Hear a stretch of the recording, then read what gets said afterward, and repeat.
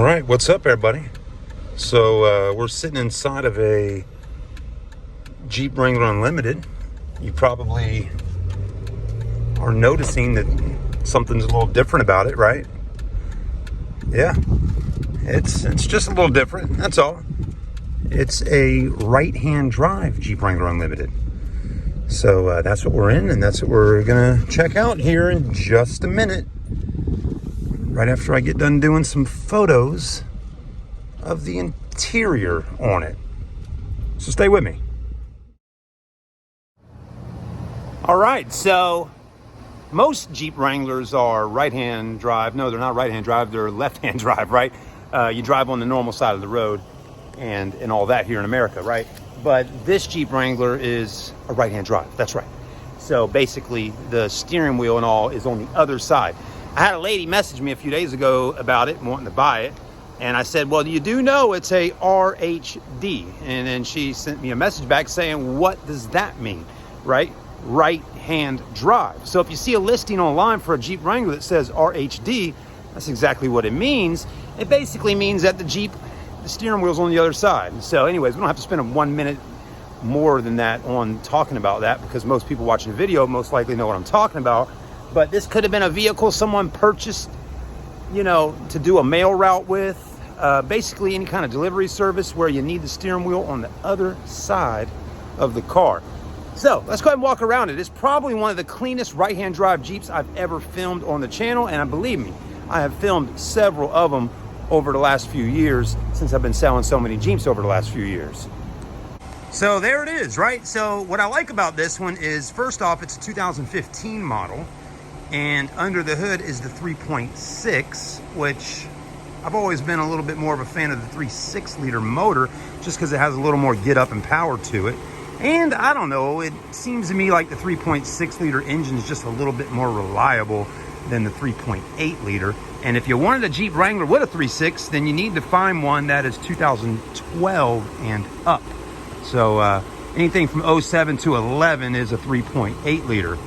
But a lot of times you'll find Jeep Wranglers and four-doors out there that you're looking at, if you're looking in the price range of like 18,000 or less, in the 3.8 liters, because a lot of your 07 to 2011s, you know, you can pick them up a little bit less money. They'll have a little more mileage on them. But this one here has 200,000+ miles on it. That's right, 207 to be exact. And the price on it right now at the store here is $15,900. So 16 grand for a 2015 with 200,000 miles, right-hand drive. And the only person probably buying this Jeep is probably somebody that really needs a right-hand drive vehicle. So hopefully if you're watching, that's kind of what's going on here. You're out looking for a right-hand driver. Other than that, it's a sport package. It's got the fogs. All the lights look good. It's a nice color. These look nice. Of course, my detail team, they do a really nice job of cleaning these cars and getting them up to par. Under the hood looks good. Again, it's a 200,000 mile Wrangler here. And it's great to drive one and sell one and see one with over 200,000 miles, because it's one of those things where people kind of like, how long can a Jeep Wrangler go for, you know? Well, obviously go for over 200,000 miles, as long as it's well maintained and taken care of. Battery looks good, but really all under the hood here looks really nice. I mean, all the rubber, I mean, just everything looks good, right? So that's definitely important. Another thing to tell you too, Jeep Wranglers, parts aren't as expensive for them if you need to buy parts, you know, for your Jeep, because they're just so mass produced. It does have the 5-star factory alloy wheels with Goodyear Wrangler tires. So tires aren't brand new. They still got a little bit of tread left, so you should be able to ride on those for a little bit. What else we got going on, right? Well, yeah, usually the steering wheel is right there, but not on this one, and we'll move around to it in just a minute. You can still take the doors off, and it's got a hard top on it, which is nice. You can take the Freedom top off in the front. This one doesn't have any window tint on it, okay? So all your windows are nice and clear, which is actually probably pretty good if you're going to be a male person, right? Because you're always having to look out those windows and make sure no kids are running around and all that. But anyways, there is no tow package. Very clean. I mean, look at the back here. This is really nice. Got the mat. I mean, look how clean the mat is. It doesn't have any stains, no dog hair, you know, none of that kind of stuff. That looks really good. The jack and tools are under there. So this is all looking pretty nice. Go ahead and pick that up and do that.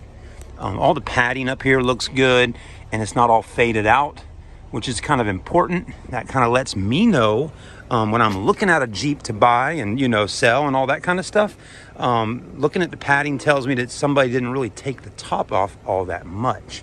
Shocks are still working good on here, so that's good to see. Boom, there you go. Look at that. Lights look good. And overall body on the outside, if I was going to rate it, you know, from 1 being the worst to 10 being the best, I mean, I'd say the exterior is probably like at 8.5. I mean, it's really, really clean.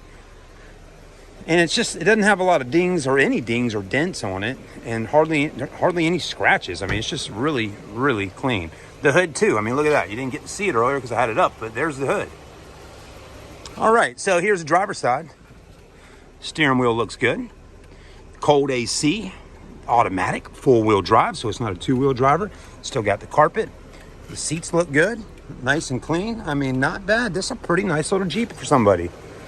There you go. So, I mean, for $15,900 for a right-hand drive, four-door Wrangler with a 3.6, I think you're doing pretty good. Not too bad. You know, I guess at the end of the day, you got to figure out, you know, are you going to be good with buying it with 200,000 miles on it, right? That's really the main thing. Go ahead and drop this hood down. There you go. These are still in good shape here. So realistically, that's really what people are going to ask is, you know, if I buy this Jeep already with 200,000 miles, you know, how much more life and time do I really have out of it? Especially if you're going to be doing like some type of mail route. You know, you're probably going to put a lot more mileage on it. Well, here's one thing that I can tell you. Most of the mileage that's on here is probably because it probably was a vehicle that was driven for some type of delivery service of some sort. And so, yeah, a lot of moving through neighborhoods and stop and go and all of that. So things you want to pay attention to, and we're going to talk about it real quickly here. When you're test driving something like this, make sure the temperature of the vehicle is doing good. I've had the car running now since I left the store. So temperature's right in the halfway mark. So we're doing good there. AC, nice and cold. That's great. And make sure the brakes and all that stuff feel good. And when you're driving down the road, you know, hit the brakes, you know, going 30, 40 mile an hour or more, hit the brakes a little bit and see if that steering wheel shakes a little bit, right? If you get some of this kind of going on a little bit, you know, a little of that going on in the steering wheel when you hit the brakes, that means your rotors probably need to be replaced or churned on some type of machine. But anyways, stay with me. All right, we're backing her up real quick. You know, the other thing too with right-hand drive, after you drive it a few times, you know, or drive it for a little while, you'll kind of get used to driving on this side. It doesn't, you know, don't get yourself so concerned and like, oh my gosh, it's right-hand drive, you know, that's going to feel weird. Yeah, it will feel a little weird at first. But again, after you drive it a few times or for a little while, it'll feel somewhat normal again. So don't stress on that so much.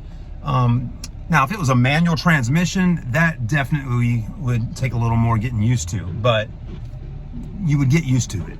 But anyways, you don't have to worry about that with this one because it's automatic. Transmission feels good on her, so I wouldn't be concerned about that. It shifts through gears and does all that stuff just fine. And yeah, wait for this car to pass by. There we go. And we'll drive it just down the road here and take it back to the store. All right.